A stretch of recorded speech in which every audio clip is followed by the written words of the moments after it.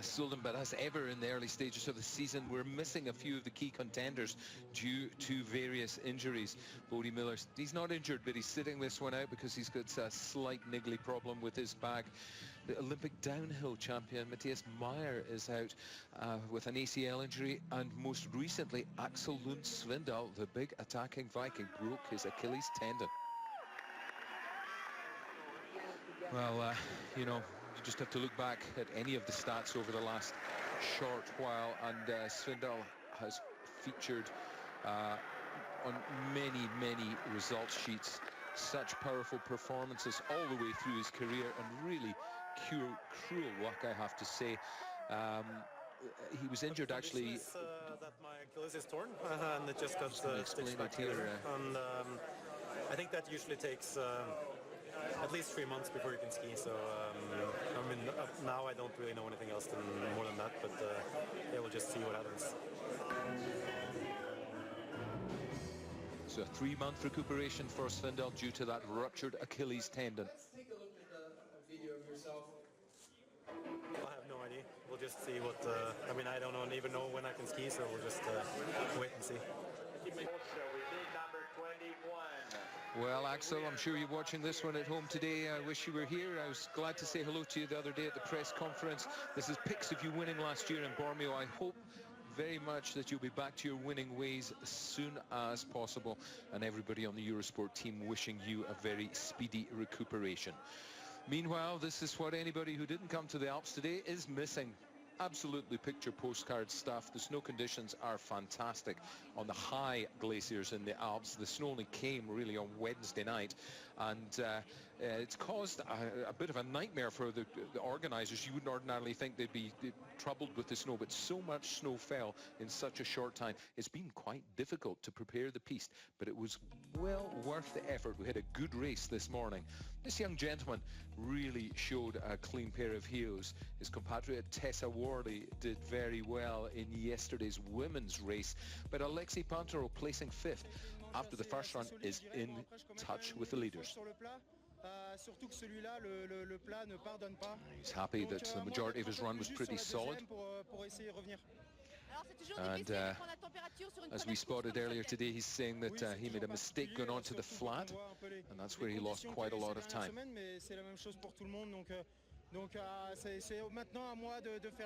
Alexis just telling us again about the weather. We've been very fortunate, and on a day like today, you've got to really come out and produce the best you can. He's just going to focus on that second run, focus on his performance rather than see what the think about the outcomes of the run too much, excuse me. But looking at my stat sheet from the first run, he's got a bit of time to make up if he's to catch Hirscher, who's our first run leader. Pinturault, the young Frenchman there we saw a moment ago, he lies 0.88 seconds behind. Now, if you're looking down in the crowd there and wondering what is going on, your eyes are not deceiving you. This is a little promo that Vail and Beaver Creek are putting on. It's a tradition in Beaver Creek in particular that in the afternoon between 3 and 3:30 they go around, and the lifties and the hosts of the resort go around and give out chocolate chip cookies. What else? It's Colorado after all. And there's an official cookie time recipe. It's such a tradition in Colorado, and what's happening here today is that the team from the organising committee of the 2015 Vail and Beaver Creek World Championships are going around the crowd, the journalists and all the teams here, reenacting that chocolate chip moment, just to remind everybody. It's a great way to be reminded as well of the World Championships coming up. So cookie time in Solden, 100 days to go until we show up in Vail and Beaver Creek for those 2015 World Championships for the FIS Alpine Ski Tour. I, for one, cannot wait. That will be the jewel in the crown of this winter. Now, all the usual contenders will be there, in barring injury, as we've spoken about already. A couple of the big players are sitting this one out. But in the meantime, those that are fit and able, the remaining 30 for this second run are making their final preparations. The start will be in 6 minutes from now, and that gives us plenty of time to have a bit of a high-speed course inspection with Hans Knaus. Now, the features here on the terrain, this is the first main one, this very tricky right-hand turn, which brings you onto the first pitch. This pitch flattens off ever so slightly, but just for a moment, just after that split time marker, look how steep it gets on the main breakaway. And this is the section where the skiers face the greatest challenge. As you heard Alexei Pantaros saying, it's not just about the steeps, the flats are important as well. But right now at this point on the course, you've got 17 or 18 gates that demand incredible athleticism, skill and precision in equal measure, and a lot of bravery. You can see as well it's in the shade. Bursting back out into the sunshine though, at this point the terrain begins to flatten off. Our course setters opened the thing up a little bit compared with this morning. The gates aren't so wide across the hill. The distance is quite short though, so once again timing of just when to let the skis start to run out for the flat section will be crucial in deciding where your final finishing place will be. A couple of fairly straight gates into the finish line, but as you could see there, those last three gates, they're not as straight as they were in the first run, so concentration at the highest level is demanded right until you're in the finish area. It's a tough test. Look, there you go. Start elevation 3,040 meters, finish elevation 2,670. It's not the greatest vertical drop that we see on some of the World Cup giant slalom hills, but with 48 turns, 50 gates, that means there's two double gates, 48 turns to be made at this altitude at around 3,000 meters. It's such a test of the athlete's physical abilities. Didier Couche was my guest with me yesterday for the women's race, and one of the things he talked about, it's so difficult, this race at this point in the season. It's been tough enough to get ready in terms of ski preparation, equipment preparation, fitness preparation is crucial, and one of the biggest or the greatest physical demands of the season is placed upon the athletes right here on day one of the season. So as I said already, 30 qualifiers through to the second round. Not many of them, just a few came from outside of the top group. One of those, the guy who'll get us underway, is Phil Brown of Canada. Good to see him coming from the back of the pack. A couple of other names that you won't have seen up in the top flight for a while as well, especially starting at position number 11, Carlo Janka there. I'm really glad to see that he seems to have refound some of the magic. Back on the front sheet, as we go to the end of the start order, though, a very familiar group of names. The only new kid in amongst there really is possibly, you might say, Roberto Nani of Italy, but you know, he did start with bib number 9, so he is one of the top seeds. It's interesting to look as well, the last 9 racers all came from in the top 10, so the conditions this morning for the early runners definitely did play to their advantage.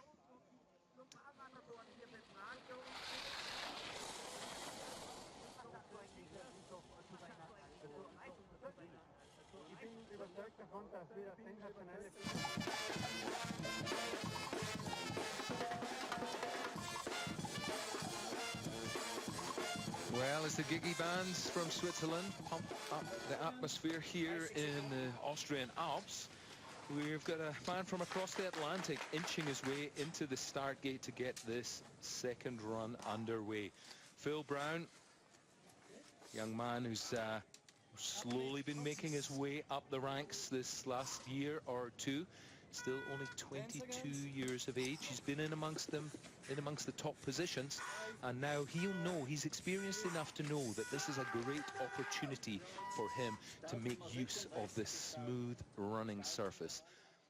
As I've said already, a lot of preparation has gone into this snowpack over the last few days, and now certainly for the first 10 or 12 runners, I think in the second run they can really use that to their advantage.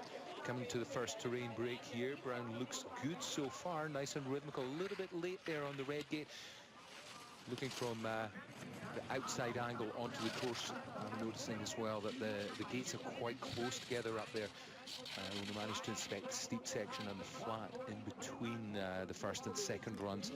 And so a lot of work being demanded of the athletes. When the gates are further across the hill, it means they really have to be much more dynamic. That banana, a good example there of a huge offset, as the athletes call it, how much distance across the hill they have to travel.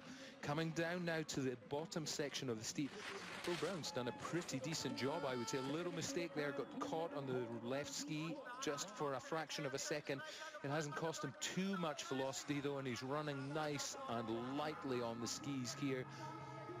Drifted a little bit late as he took that last main curve to head him towards the finish, but he's safely across the line. He'll get some World Cup points for that for sure. He's pleased with his run, and he's posted a total time of 2:32.48, excuse me. So Canada lead the way for now. And next up, slightly more familiar name on the block, the first of the Austrians. Big squad here from Austria, but actually only 4 of them qualifying for the second run. So the largest grouping coming from the Italians. They really seem to have managed to get their pre-season preparation dialed in almost to perfection. Nusig making a better job, I would suggest, than we saw in the first run from him. He really didn't seem to get to grips with the very rutted conditions that he was having to face starting at 20th position. And the second definitely makes a big difference, and he's really taking a chance or two on the steep section. Just a little bit too risky, I might suggest. Seemed to run a bit late. Yeah, that definitely was a late turn. Hanging on below the gates for a fraction longer than he would really ideally like to. He doesn't have a choice, obviously. If you go in too straight, you've got to make the turn. You've got to get the direction to come around the corner. But the risks are paying off for Nusig, and the crowd are loving it. I can hear the noise from inside my commentary position, supposedly soundproof, on my headphones. Big cheer going up from the partisan crowd here. Nice tight tack and a light pressure on the skis. Does it pay off for Nusig? It sure does. Didn't lose any time at all over Phil Brown, and Austria get what they wanted, certainly for now. The home nation in the lead. Big crowd here. We had problems on the road this morning. Articulated truck tipped over about very early on, about 7:15 this morning. Luckily, most of us journalists and all of the racers and coaches, we were up the mountain already. It's about a 25-minute, half-an-hour drive from the village of Solden itself up into the mountains to the glacier. This truck tipped over, actually went on fire. The emergency services did a great job of getting the situation under control, but it meant the road was completely blocked for almost an hour. So the spectators are here in their droves now. Official count, absolutely official count, is 15,000. Most of them Austrians, and they've got, as I said already, 4 racers to cheer on here. There's a lot of Swiss too, and this is the first of their racers running very late on this early steep section. A little bit, I would say, impatient in the turn rather than driving all the way through. Manuel Plech, he's done well on this section though. That rushing of the turn seems to be working for him. Cutting the line short, and it's paid off for him. Has he carried enough speed across the steep, or the lower part of the steep section onto the flat? The clock will tell us for sure in just a moment, because here comes the finish line. Manuel Plech is across the line, and Austria's lead, domination of this race, is pretty short-lived. 24-year-old from Switzerland into the lead.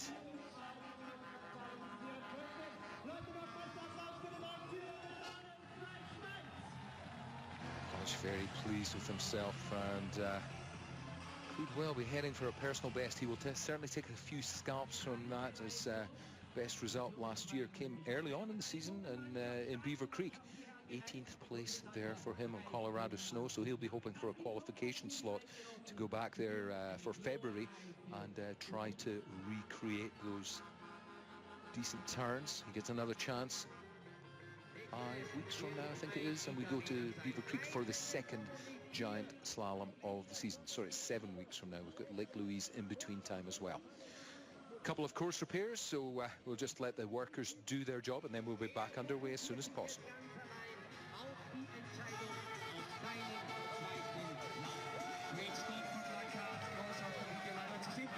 Slight pause in proceedings. As to say, the next racer up will be Borsotti from Italy. And I've been very impressed. I had a guest in this morning. He may drop in a little while.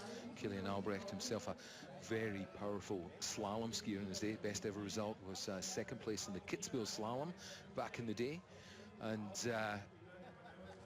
he will be coming back hopefully to cast his expert eye. But both he and I agreed on the fact that the Italians have done an incredible job of getting themselves ready for this 2015 winter season. Unfortunately, Max Blardoni, their #1 skier in GS, fell out. But as we watch Giovanni Borsotti push out of the gate, we can tell for sure that it's not a one-man band anymore for the Italian giant slalom team. Look at him go, full commitment, full drive in every single turn.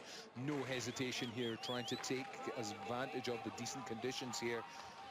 Native of the border town of Bardonecchia, over in the western part of the Italian Alps, and certainly growing up in the mountains seems to have done him a power of good. These are great turns, almost skiing instinctively here, but the base technique seems to be keeping him very nicely in balance despite the very risky dynamic approach. Oh, risk didn't pay off there. He went super straight into that banana gate. We don't often see a banana or a delay gate set right in the middle of the steep there.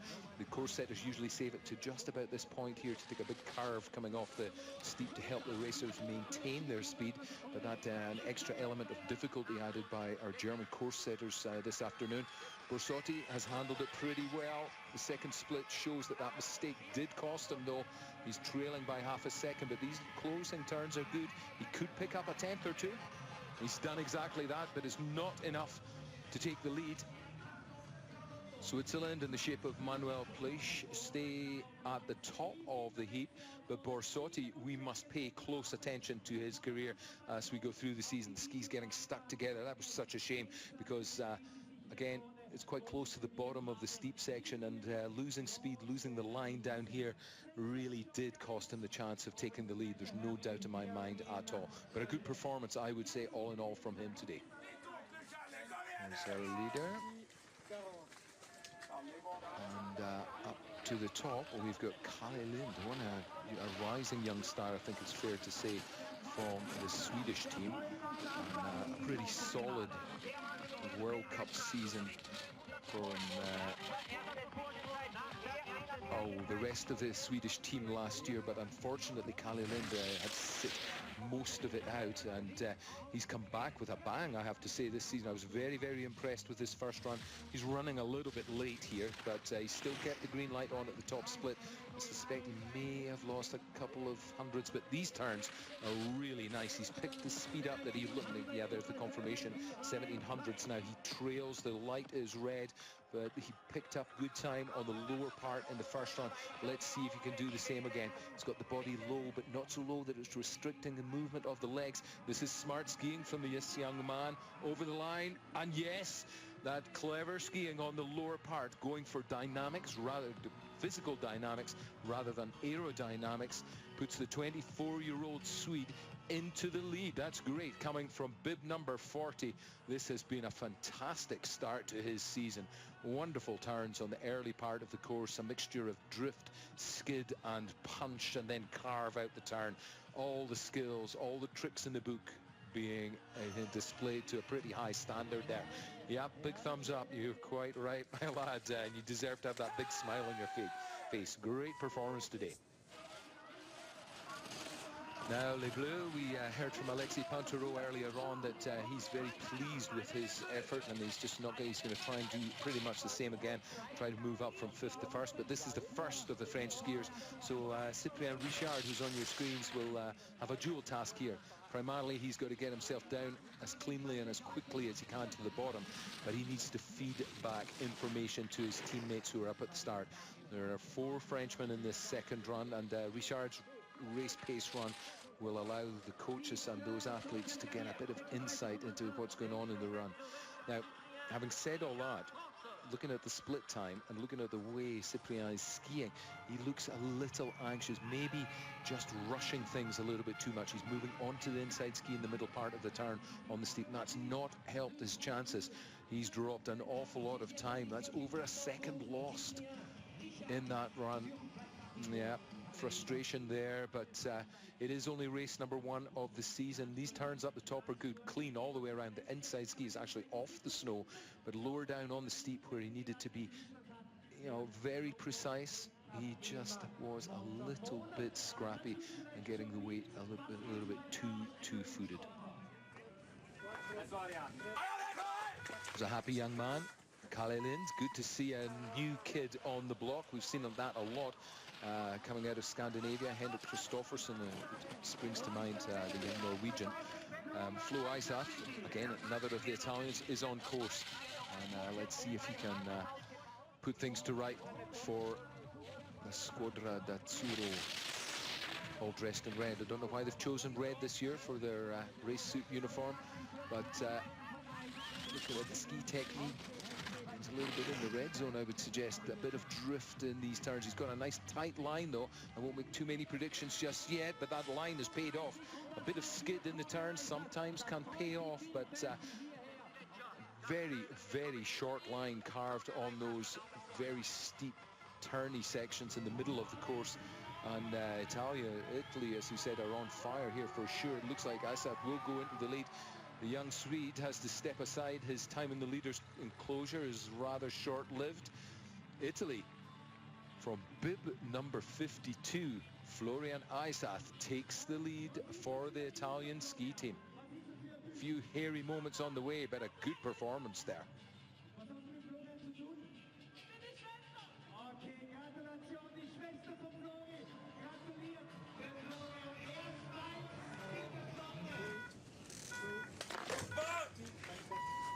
Well, 2 Italians down there so far, and on course we have the second of the Austrians, but not for long.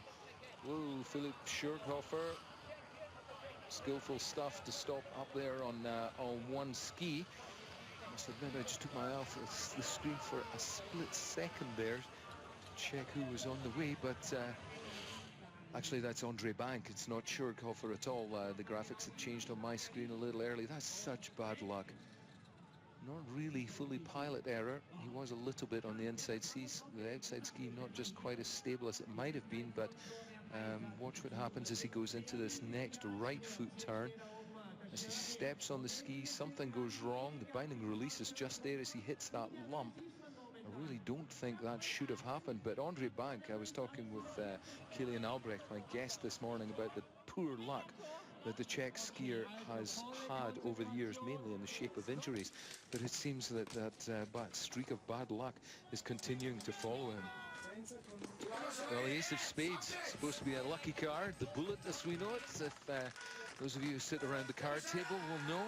And the bullet in the Stargate is Philipp Schurghofer. It's his own trademark, and his fan club have adopted it. And let's see what Schurghofer can do. 31 years old now, will be 32 just early in the new year as we head towards the 2015 World Championships. And he really is coming, I would suggest, to the peak of his career. I don't mean that in a negative sense at all. I mean, his skiing is, I think, is as good as we've ever seen from Shurgi. And today, no different there. 1400s, he's dropped a fair bit of time, just a little bit stuck on the middle and the tail of the ski. But he's a man that can place very solidly in giant slalom on pretty much any kind of condition. He was right there or thereabouts all season long last year. Ended up 15th in the GS rankings. Just needs to find a little bit of an extra spark to try to hit the podium a little more regularly. 5th last year was his best result. And GS definitely his primary discipline, although I believe he does have good all-round skills. Nice work down the bottom here, but I don't think he's in as an aerodynamic a position as he maybe needs to be. You need to get the legs working, there's no question about that, but you have to stay down out of the wind. 1.59 off the leader's pace, and that's only good enough to put Schurghofer in 8th, and that's really pretty much the back of the pack for him. A little shake of the head shows that there's a bit of work to be done to iron out these frustrations. Certainly up here, maybe just a little bit too direct, and that's what I mentioned there. He's on the tails of the skis right at the end of the turn. That forces him to really stay there as he switches across. Can't load up the front shovel of the ski early enough to get the clean early carve, but I'm sure he's got time now between now and Beaver Creek to do some extra giant slalom training up on the glaciers now that the conditions have improved. Murissier, Justin Murissier, of course, out of Switzerland. The younger lads from the Swiss team. And just a footnote there, best skier so far today, Carlo Janka. So we've got the second Swiss on course. Janka will be coming in a few numbers from now. But watching Murissier, we're seeing some very clean turns on the steep section. He's dropped time. You could see that up on the top split. He didn't really get the skis moving up on the flatter section of the course just below the start gate. Didn't get them going as well as he should. He's making up for that, I would suggest, on this lower section. But I'm not sure that he can find... Well, it's pretty much a full half second he needs to take the lead. Over the line, and yes, he has. It was looking good. I really didn't think it was good enough to push Isath down off the leaderboard, but the leaderboard now has a very international look to it, with Switzerland in the shape of Justin Murissier at the top of the pile, Florian Isath of Italy in second, and young Kalle Lind for Sweden in third. Switzerland in fourth as well with place. So it's a good day so far in the office for the Swiss. Incredible recoveries. There's a gentleman just sat down beside me. Killian, welcome back. That was pretty impressive stuff, huh? It's pretty impressive, and he's actually was one of these young kids who were coming up already 3 years ago. When at age 18 he had two top 10 in slalom, and then he had 2 ACL injuries. So it's really great to see him come back. It's an impressive comeback.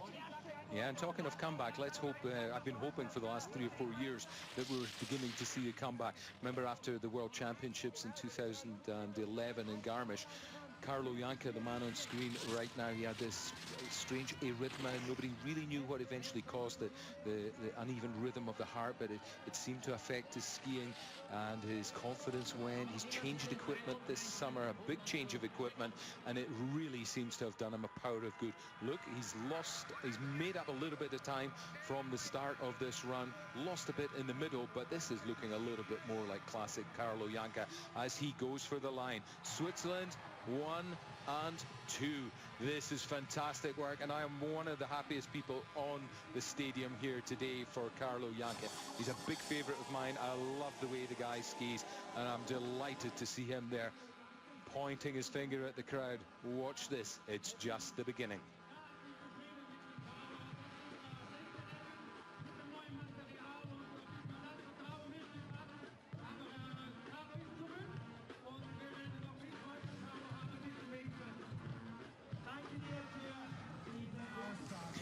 Well, Switzerland are 1 and 2, Italy number 3. Can Norway join the party? It's Kjetil Jansrud on course.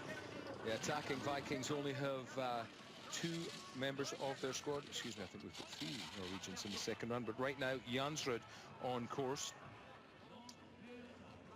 And a man not looking at his best, Killian. You know, there's something to... More dark. It gets more dark in the second run now, and it's really, really steep. And I mean, all these guys are amazing just to actually make it down the hill. Yeah, never mind make it down at race pace. You know, it's a battle. It's like going to war. It's like doing. It is. In 1 minute 20 with Mike Tyson or something. It really is a contact sport. Jansrud, you'll see when he comes across the line here, stops the clock, 2:31.61 total time. It's 5th, but you'll see he's completely spent. You know, yeah, it's absolutely exhausted. The altitude, it's like 3,000 meters the finish, and the air's very thin, and you have to, I mean, they're all super fit, but everybody is breathing hard at the finish. Yeah, just you know, there's proportionally less oxygen to be driven into your lungs because of the lack of air pressure, and there's simply less fuel to put in the boiler. Yes, right. But you're still asking the boiler to perform just as hard if we were down at 800 meters above sea level, where there's practically twice the available oxygen there. It really is. It's the toughest test of the season physically when we're right on day 1. The lungs and the legs are burning. Everything's on fire. We're on fire in all sorts of different respects. Kranjek, now you know a little bit about this guy. Tell us about this young guy. He's a young Slovenian. He was pretty successful in the Europa Cup races, and it's basically the hope of Slovenia right now. They have a pretty thin team, I would say. They used to be, they were a dominant nation in slalom. I remember 14 years back. they had like 5 people in the top 5 in slalom, and then it kind of the whole team fell apart, and now he's one of the young ones that they're really hoping to make it to the top again. Yeah, and I guess, okay, we're looking at a 0.6 deficit here with the red light on at the second split. I guess the coaches won't be too hard on him for this, because starting the season, this will probably keep him certainly in the top 20 come the end of the day. This is going to be a pretty reasonable result for him to get his season underway. It's points for him, and you know, you have to collect points to get into those top 30 and to get a better bib number, and you have to work your way up there in the rankings, and that until you can win races. You know? Yeah, you're absolutely right. You know, you can see there on his bib, he started at 32. Hopefully when he starts the GS in Beaver Creek, his efforts today will have moved him up even 5 or 6 spots. If he starts in the top 30, he might get a bit of a lucky draw as well and find himself starting in the top 20. You know, it could all go very rapidly. His career curve, I mean, could go very rapidly up with a little bit of luck on his side. And especially Beaver Creek is a race where the conditions are really good also for higher bib numbers compared to here, where you have to have a fairly low number to have a chance to really make it to the top. But Beaver Creek's been really good, and everybody loves the Colorado snow. Okay, so his coaches are going to say to him, be patient, you've got another good opportunity coming up. You can put 2 together and then really go to town as December comes and we come back to Europe. So Mats Olsson on course for Sweden right now. 3 Swedes in the second run. We saw young Kalle Lind and Olsson letting it hang loose down the steep here. It looks like he's... he's also going into the inside ski too early. You know, puts his weight inside too early, and then he loses pressure on the outside ski, and there the time goes. So that technique might help him just a little. It can sometimes let the ski wash over the snow with slightly less pressure on the flat, but you get punished severely for it on the steep. The finish line is now 3 gates ahead of Olsson, and he goes over almost a little stumble there, but 1.33 back. You know, I think he would have been hoping for a little bit more. We were talking about the young Slovenian a moment ago, but he's a rather more experienced skier he's in his late 20s. So I think he would have been looking for a result that would push him up in the top 10. He's definitely not happy with today, I guess. He's been top 15 last season. This will not get him into the top 15 anyways. No, I mean, at some points, you know, he probably can defend his start position, and so that helps. It's good to see Carlo Janka in the leader box. No, he's not been there for a while. He's calling for a hairbrush, I think. He's got the helmet hairdo on there. He needs to get himself smartened up for the cameras.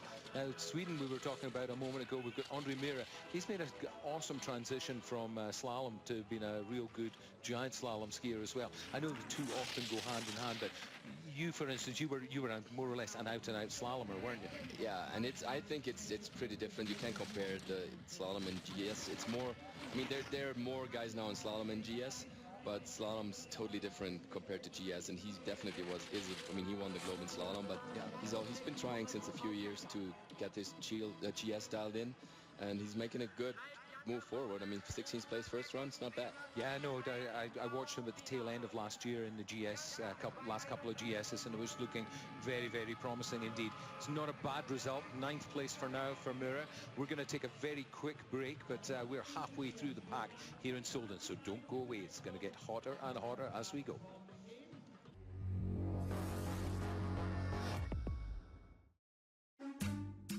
Not only does Luxembourg offer a favourable framework for business, a menu of cultural delicacies, but also a quality of life that will leave you speechless.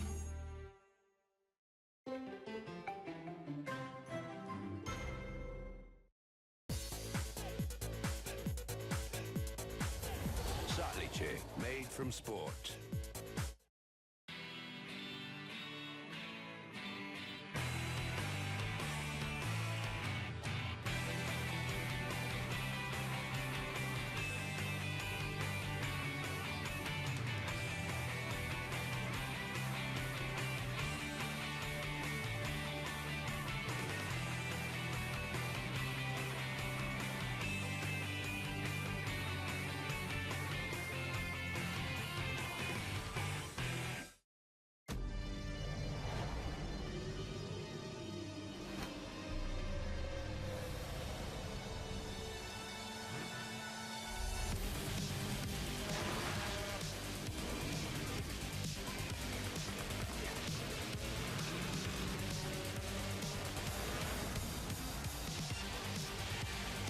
2014, Citroën is world champion with the C-Alizé WTCC. Citroën, créative technologie.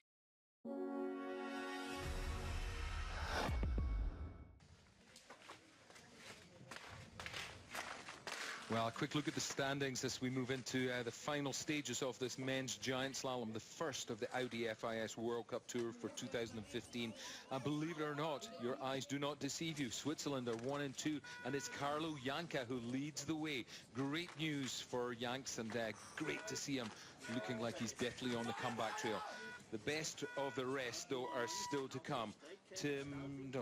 Marcus Sandel. How could I mistake that new suit of the Finns? It's been the talk of the town. Marcus Sandel on course. Kilian Albrecht beside me, former national squad member with the Austrian team, slalom specialist. Your best result, Kilian, was second place in Kitzbühel quite a few years ago now. We won't think too much about it. But what do you think about the evolution? I know you have big opinions about the skis, but when you see guys like Sandel still being able to pick up time in reasonably difficult conditions, the evolution of the sport since your time, the last, say, 10, 12 years, are the guys even more athletic than they were back in your day? I think so. They're really athletic, and that has become a major part in preparations for the winter. I mean, they put so much effort into that. They rather skip skiing and do more physical training because it's just so important. Yeah, I guess you can see the result here. I'm using Sandel as an example because I know that he's in awesome physical shape. And look what the result is. He's taken 1200s and then another 18 out of the splits. The fastest man on the course by a long way so far. Maybe looks to be slowing down just a little bit. Surely Finland are going to in the lead. 0.45, yeah, that's really cool. That's a good, solid run, and he is delighted with that. He's always been really on the way to get in the top 7 and make a podium. He had a big injury 5 years ago when he crashed on Pitzal Glacier and they had to remove a kidney. And I visited him at the hospital, and I mean, when he was there, it didn't look good at all. But a few months back, he was back at the Olympics, and now he's back in the lead here. Yeah, it's fantastic. You know, these guys are made of pretty stern stuff. They take some pounding, both physically and emotionally. You know, it takes a lot of inner strength to be able to come back from an injury like that. And we watched there Marcel Hirscher, this morning's leader. We talked with Didier Couche earlier about core muscle activation, and that's exactly what Hirscher is getting going up there on the top as he does his final warm-ups.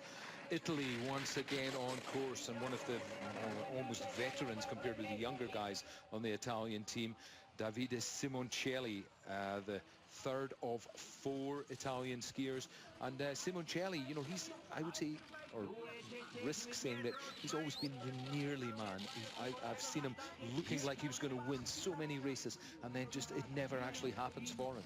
That's actually the part where he's always been really good. He won, I think, twice in Alta Badia where it was really steep, and those were his hills. His technique isn't really perfect for the flat parts, so that's where he always lost a lot of time.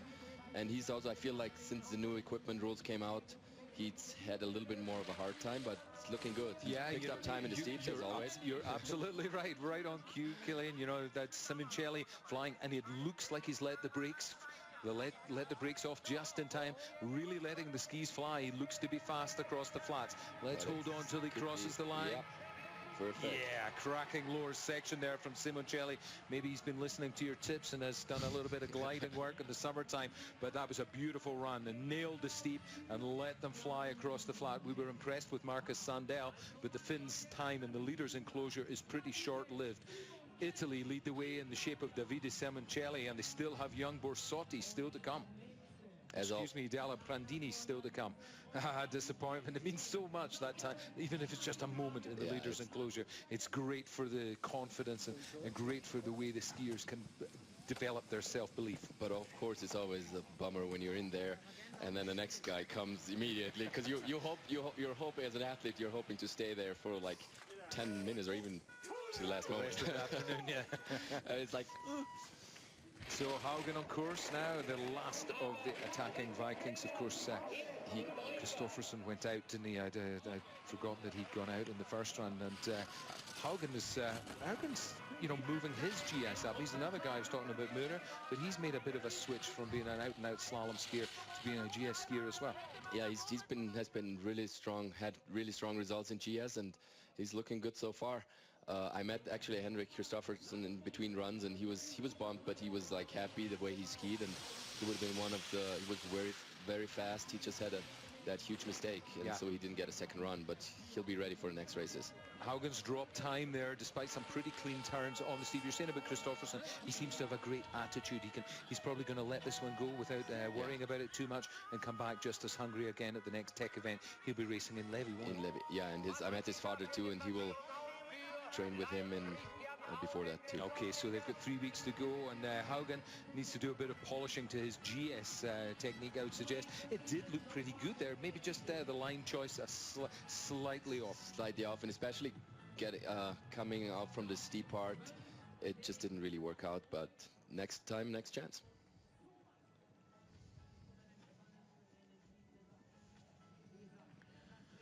So, here we go. This really is where the action heats up. Fritz Dopfer and the rest up at the top. There's a pretty, just a very elite club now left. Tim Jitloff is one of those, and 11 skiers will follow, and Marcel Hirscher, I wonder what's going through his mind just at this moment. He's less than 15 minutes from him taking his chance to try to win this home race.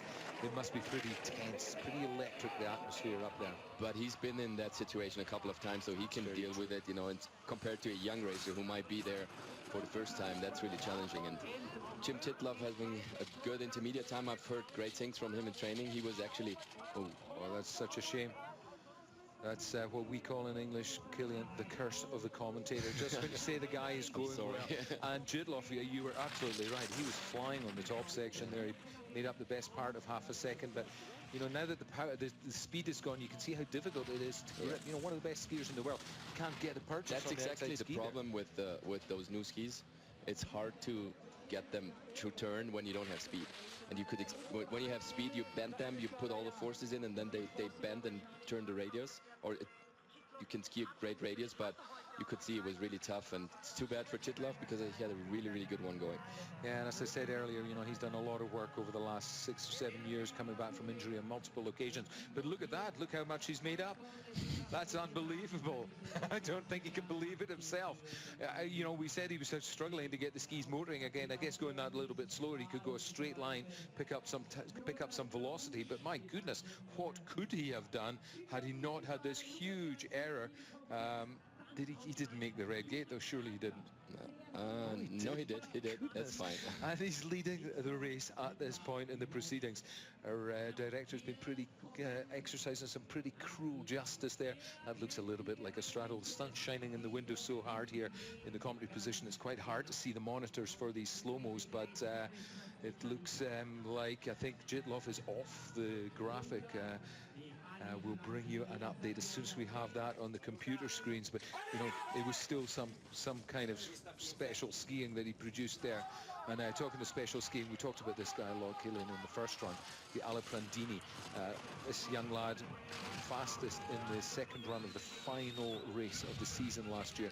If he can do that again, he could be in with a shot, certainly for a podium here, sure. Yeah, now it's really spectacular, but this time it looks, because I was wrong first time, he looked really fast, but it was too much. Well, he risked a lot, but you just need to be solid over this, you know, good basic position, and we call it being over the skis, you know. Yeah. And it's if you know the hill doesn't let you away with anything, especially here in Solden. You're not going to be forgiven for an error like that. You get punished very, very heavily, and we could almost feel it coming. 6 gates before, he was getting popped in the air. He was charging us hard, probably harder than he ever has before. He just has to moderate that a little bit, and he can come back. I'm sure we'll see a podium, and I wouldn't be surprised if we see a win from De Alaprandini as the season goes on. So a little gap here. The starts between the time rather between the starters doesn't change. I was saying the atmosphere was electric, but there's Ted Ligety looking cool as a cucumber up there, chatting with the coaches, and seems to have everything in place for this second run, and he knows he has a bit of work to do. He has 19 hundredths or 20 hundredths, a fifth of a second more work to do than Marcel Hirscher, because that's the gap he needs to make up to try to win this race. So Victor Moufajonde the third last Frenchman. Impressive stuff from the French. 3 of their racers in the top 10 in the first run. And Jean Day trying to move it up from his 10th position. Looks to be attacking this one as hard as he can and up on the top. Coming to the next breakaway. Here's really the split. This is good. Solid really skiing, and he's one of those young ones coming up actually from Europa Cup, and last year he started to do really well on the World Cup Tour, and he's a really solid skier. He's attacking, and you can see how he tries to take that radius short, make a short radius, and get off the edge right after the gate. He looks a lot like Hirscher did in the first round. Really tight in on the gate, and like you say, a short, really tight turn, not taking too much space. Sometimes it's a tactic that pays off, but Mouffe-Gendé is finding a way, a very fast way down the Rettenbach Glacier here. He's on the flat. He's got good velocity. He's pressing a bit hard on some of these turns, hitting the gates very hard indeed. He's got a good advantage over the rest of the field. Should be enough. Should be enough, but is it enough to hold off the rest of the pack? Yes. Look what he lost on the flat. He lost 45 hundredths of a second from that other split, but right now that doesn't really matter. The green light is on. Number 1, place number 1 is next to the name of Victor Gendin Mouffe, and he is delighted. And Hazard, there's quite a big army of French fans have made the way over from the French Alps to watch their stars, and they're delighted with this performance. But you could see Simoncelli, who was in the lead up until now. He had a great steep section and carried all the speed into that flat part, and that's where although his run was pretty good too, but he was just a little bit slower there. He lost those few tenths, but it was still enough to take the lead. So tricky as ever, the Rettenbach Glacier. We talk a lot about the steep, but the flats have to be skied with precision as well. And just making sure the boots don't warm up too much. The temperature rocketing up. It's well above 0 and up at 3,000 meters, and the plastic of the boots getting soft. Lutz for Germany pushes out of the gate. Germany's second last chance. They have Doppler sitting in position number 3 after the first run, but Stefan Lutz, a great star in the making here. He's also a young guy coming up. Remember last year at the Olympics when he was going into second place, but he missed the last gate, or his ski came off. So he skied first run extremely well on top until the last split, and he lost a lot of time on the bottom, and too bad. Out he goes. You know, he's kind of proven in a way that he can ski match the best, if you like, on the day, but again he fails to actually deliver the goods and skis out of the course. So I don't know if he made all the gates there, but essentially his race is run. He's looking for just a small handful perhaps of World Cup points, but I don't think he's getting anything from this point in the race now. He may as well wrap this one up. One short break from us, and then we're back with the men in the hot seat.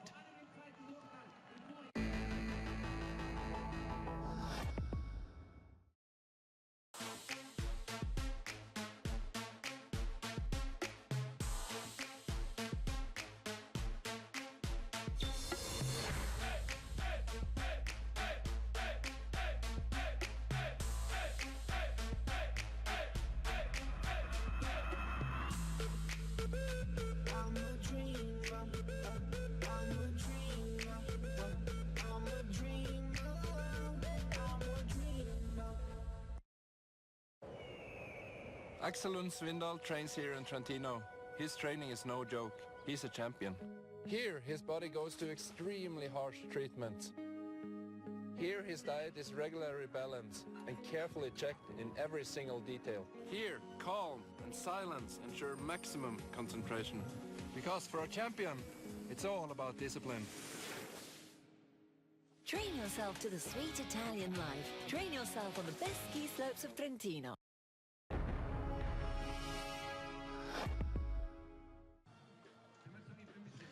The final 8 skiers here are waiting to take their turn at the top of the hill. A quick look at the leaderboard as it stands at the moment. France, Italy, Finland, Switzerland. Victor Mouffe-Gendé, Davide Simoncelli, Marcus Sandel, Carlo Janka back in the zone for Switzerland, and backed up very nicely by his compatriot Justin Murizier. Those are the top 5 for the moment, but as I said, 8 racers wait their chance to take on the challenge of the Rettenbach Glacier and see who can claim the first 100 points of this 2015 Audi FIS World Cup Tour. It's been promising to be a cracking race right from the get-go, and as the tension mounts even more as we move into the last 15 minutes of the competition. First man up will be Thomas Fanara for Les Bleus, the French team. They have Alexis Pinturault who will follow, and also Mathieu Favre. So the French have come here with a lot of strength and depth in their team. Nice, steady top section, solid pressure on the skis from the Frenchman. But now he really has to go to work as the pitch gets ever steeper. The first transition has been taken in reasonably well. Kilian Albrecht sitting beside me here, watching, casting his eager eye over the racers. 2/10 dropped. Do you think he can hang on here, Kilian? It's usually this the section where he's really fast, but he needs to. He needs to make up time here because he's usually not the fastest one on the flat parts on the bottom, and he's trying to, but he's moving inside too early. Yeah, he's moving his body inside too early, but definitely lost a little bit of time. It's so difficult. Once the guy gets late in the line, it's almost impossible, I mean physically impossible, to find enough of a platform to jump back up in time to catch the next gate early. So it's a case of damage limitation once the line has been lost. So let's see what damage has been done. Thomas Fanara pushes as hard as he can. His compatriot Mouffa Day stays safe at the top of the pile right now. Fanara fourth, the best he can manage. A rather scrappy run in the midsection there by his generally very high standards. I for one really admire his GS skills. Let's hope he can have better luck a little bit later on in the season. Certainly on the top section here, Kilian, this was good as far as I'm concerned. It was good. He just in a steep part, he moved inside too early with his body, and then it's so steep. If you have basically mess up one gate, it takes 5 gates to recover because it's that steep and you just can't get after it anymore. Yeah, there's no easy way down this mountain. So now it's a top 7, and that's the first one a little over a second. So him, and then they're below a second. Now it's really starting about the podium. We're looking at the podium positions now, really, aren't we? Yeah. So if one of these guys can have a good run, can be a podium. Yeah, so Roberto Nani, first of those guys to take his chance. You were talking very commending him greatly this morning about his abilities on the steep. Small frame skier, able to move from foot to foot very quickly. He looks to be doing well so far. First split time a moment away, 0.54 the advantage at the start. It's still good. And best part of half a second. And now, yeah, let's see what he can do. Talk us through what he's up to here, Kilian. You can see, you can see when his knees are going left and right, then it's a little bit of a problem, but he can pretty much control his skis. Now he's a little bit low, but he tries to still step on the skis and just get them through the turn. It's not been perfect, and I think he lost some time. Yeah, the big question is how imperfect was it, and how well can the others ski? And I think the clock has just given us a pretty brutal answer. We knew he was going to lose just time. Not clean enough. Yeah, he's lost 0.9 of a second though, so there's no coming back from there. The chances of a podium, I think, with those 4 gates of loss of line have gone completely. He comes to the line though, he's not giving it up without a fight. A couple of gates to go. Roberto Nani punches over the line.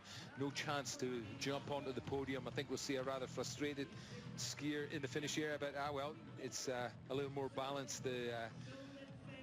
The expression of emotion there. He's given a big props to his fan club, but that was looking very good up on the top section. I tell you something, he's such an exciting skier to watch. I could sit here all afternoon watching these linked recoveries.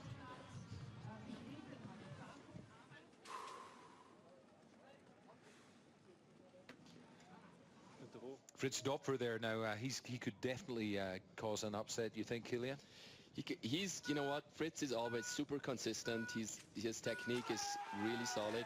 For him, it's just to get that last gear, and then if he can get that out there, then he's a contender for the podium, even for the win. Yeah, 4th place, his best last year, and we've seen him close on so many occasions. It's been really big mistake of Favre, and now the podium's gone, and probably the top 10 are gone. And it's too bad because now what's happened to the French? This is not what we expected at all. I've been talking them up in a and maybe a little bit too much. They've still got Pantero. They have one more hope, and we really hope for Pantero. He's a really good guy, and he wants to. I mean, his big goal is the overall title, you know, and he's still young. He's only 23 years old, I think, and an amazing skier. You know, right now it's very much a head game for the guys at the top there. There's some young, both he and Hirscher are very young.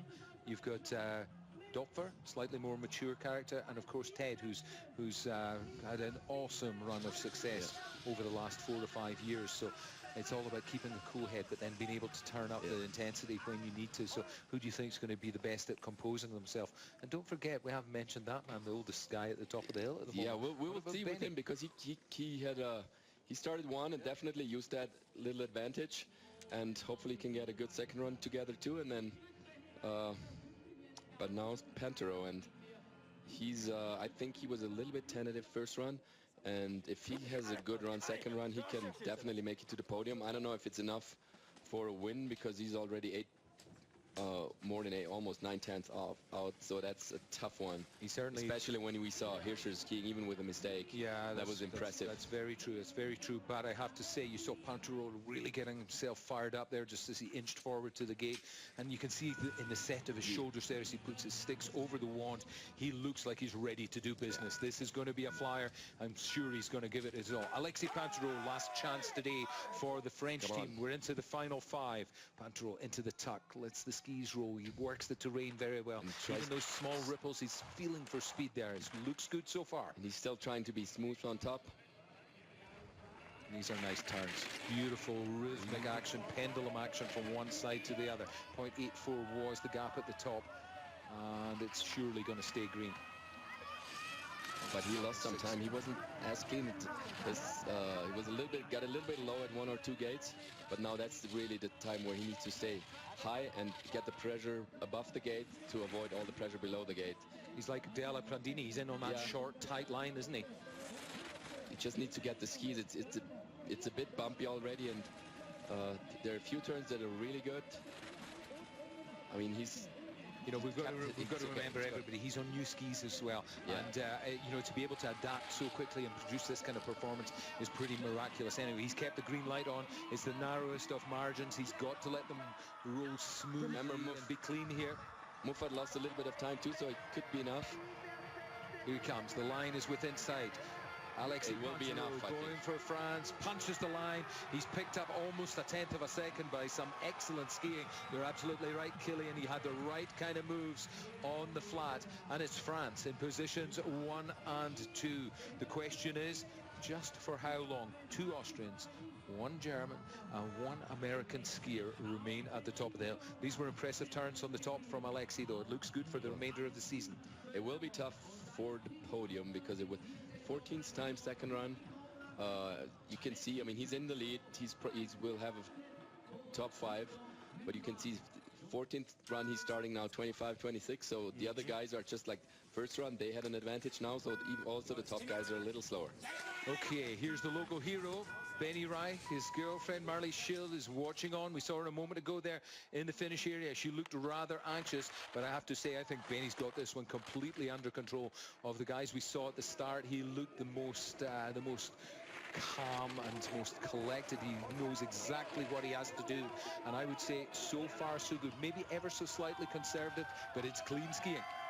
Yeah, and he kept it, and I think he has a pretty good setup. You know, the skis they seem to really go round through the turn. You could see that on the top, but now that's really the part where he needs to stay on it and get it through, and it looks pretty good. Big question for me, does he have the power in the legs at the age of 36 years old? Does he still have enough spring in his step, if you like?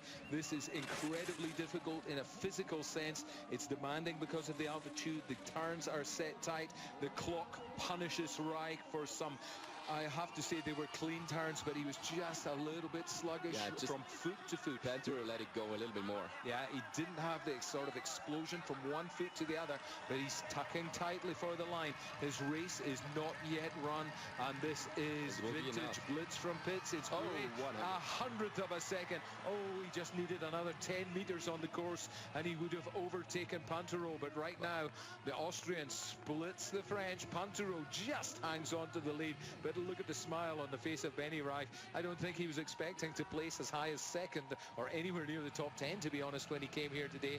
But the fans, and of course, girlfriend Marley Shield, who's just recently retired from alpine ski racing, they are all delighted for Benny.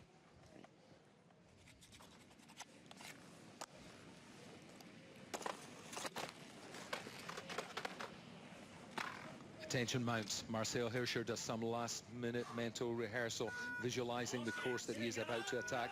In between times, though, we have Fritz Dopfer pushing out of the gate for the German team. Dopfer trying to just make his mark, you could say, on this early race. He skied a cracking run in the first leg of this competition. Now he goes in search of a podium or perhaps even a win. It looks clean, it looks smooth to me, Killian, on the top. What's the clock going to say? That's the only measure that is really important. It's really good, yeah. His big advantage is that he's so clean and so smooth. It's sometimes when he can really attack, he's not attacking too much, but it's for today it's really good because you have to ski smart and clean, and that's what he's doing. Minimize the number of mistakes. I think that's what we're saying we have to do here, because nobody had a clean run in the first. Nobody has cleaned it up completely in the second. But Dopfer... he needs to let it go. He needs to let it go. But it looks good. The next split shows a green light. He's lost about a tenth, you're right, Killian, but has he got enough momentum now to take him across the flat? He's a pretty big guy. He's about the 92 kilo mark, and he's in a good aerodynamic tuck. Germany going for the line. It should be enough. Here we go. Last gate, and the line is crossed, and the green light stays on. Germany are in the lead here in Solden with only 2 skiers still at the start. A podium definitely for Dopfer, so he started his season exactly as he wanted to. His best GS result in over 12 months. Points at the Nordica skis, says thank you very much. The engine did the job, but the driver, I think, is the man who should take all the credit for that run. And it will be really exciting if Benny Reich, who's been for 18 or 20 years on the tour, he never had a podium in Solden. So will he end up on a podium or be fourth again? Well, that's for Ted Ligety and Marcel Hirscher to decide. It's for them to win or to throw away. First off to take the challenge, of course, is Ted Shred. Here he comes out of the start gate, as explosive as ever. 3, 4 big skates, 5, another big push of the sticks. He's clearly looking to find every little advantage that he can. He's going to give it his all. Oh, huge angles, classic Ligety style on this top section. Really digging deep into each and every turn. First split time coming up. Hold your breath. Is the light green? It is. Sure is. I heard he picked a different pair of skis for the second run. He wasn't as comfortable in the first run, and we will see how it goes in the steep part.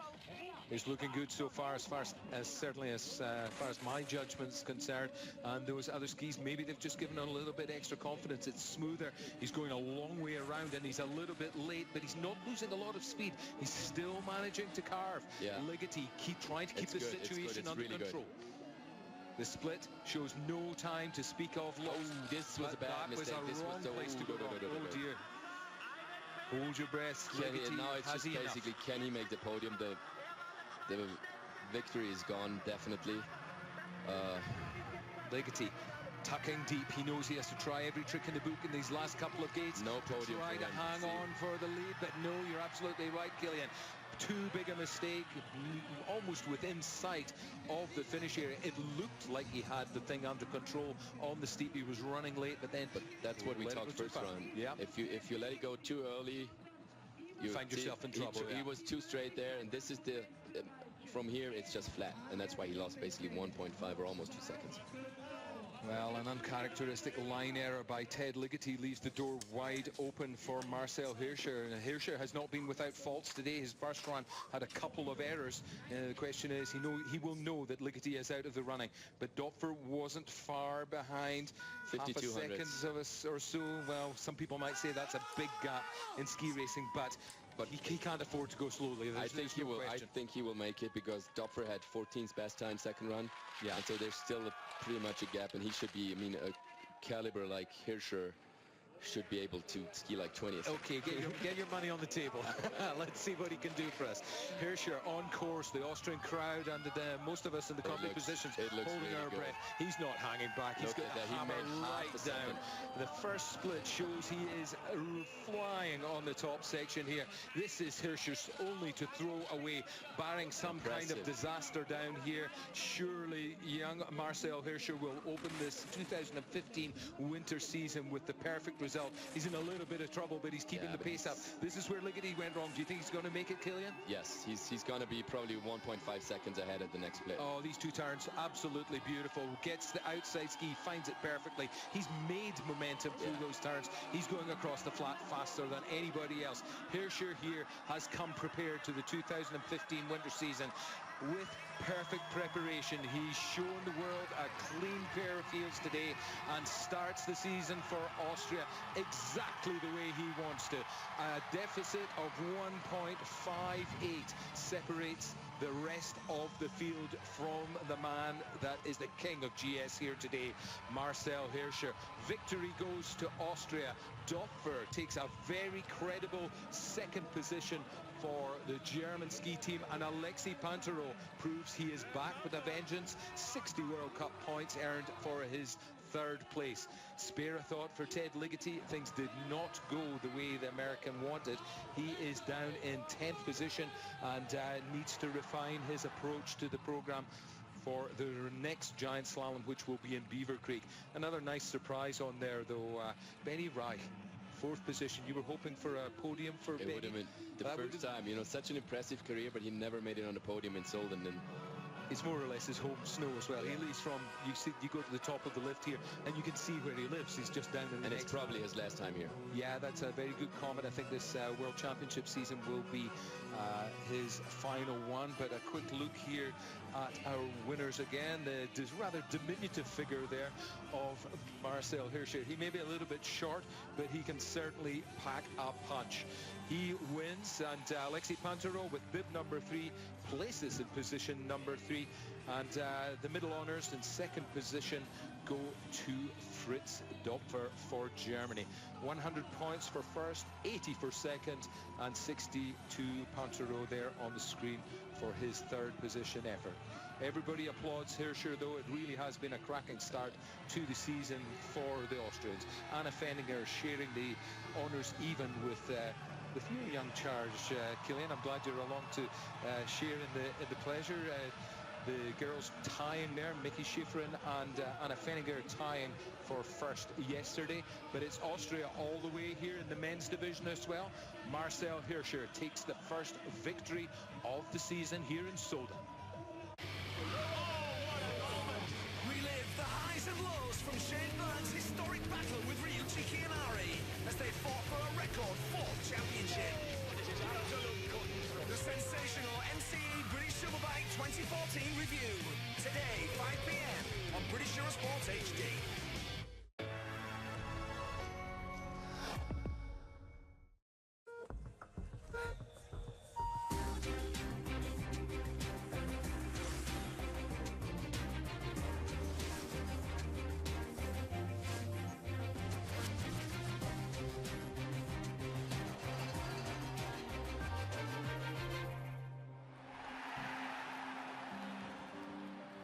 Longines, timing skiing history.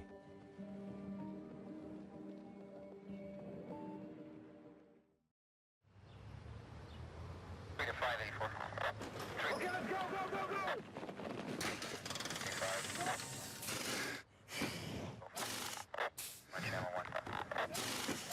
Okay, we have 482 coming out there.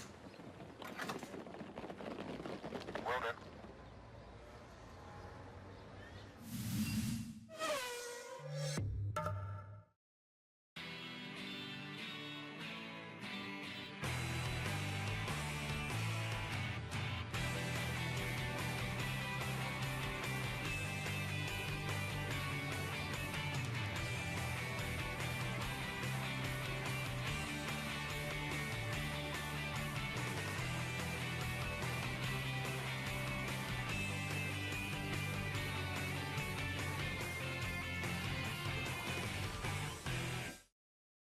This is the new iPhone 6. And this is the new iPhone 6 Plus. They're the biggest iPhones ever made. They're huge. They've been totally redesigned inside and out.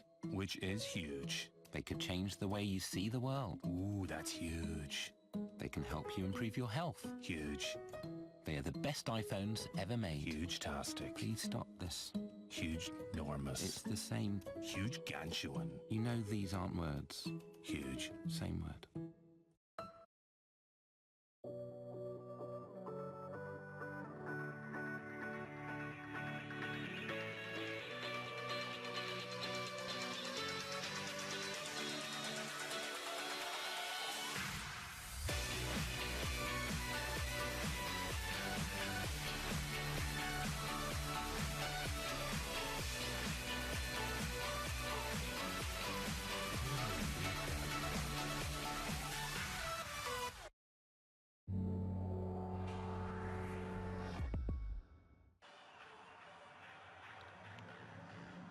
Well, as we wrap this one up, the opening weekend in Solden has been a cracking couple of days. Fantastic racing from the women yesterday, and again, confirmation here today from the men's giant slalom. The Sunday action, it was all about Marcel Hirscher. A fantastic win from the young Austrian on home snow.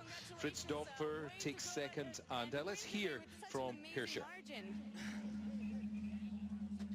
What could I say? I mean, I've fighted so much for this victory, and finally I got it, and I'm super happy, and I wish you all a great party today. How important was winning in front of this big home crowd? Are you kidding me? It is more than important. Well, congratulations again. Thank you. Well, Marcel Hirscher gives us a few short words there, but it's important to note it's Austria's National Day today. This is a state holiday in the country, and I think he gave us a little hint as to what's going to happen tonight. There's going to be some party courtesy of his and, of course, Anna Feniger's efforts for the Austrian ski team here as we kick off this 2005 Audi FIS World Cup Tour. My thanks go to all of my guests this weekend. Didier Couche yesterday giving us some fantastic insights into the women's races. We're going to hear more of him as the season goes through. And Kilian Albrecht, thank you for sitting beside me today and keeping me right on the technicalities of giant slalom. We've got a little 3-week break now. We'll be back soon, though, don't worry. Alpine skiing moves north of the Arctic Circle. And on Saturday, the 15th of November, we'll be back with the women in action. 9:45, an hour earlier, as ever. That's Saturday, the 15th of November, for those of you in Great Britain on Greenwich Mean Time. And the following day, the same times, we'll see Hirscher in action again, but with the slalom skis on. So as we close out with the slow-mos, Hirscher sends a message to the rest of the world, and in particular to Ted Ligety. Ted's not going to have it all his own way in giant slalom this season. It's going to be a battle right until the springtime. Once again, thanks for your company here on Eurosport through this winter sport weekend. And from Solden and the Tyrolean Alps, high on the glacier, it's goodbye for myself, John Clark, and my guest for the day, Kilian Albrecht. Thank you very much.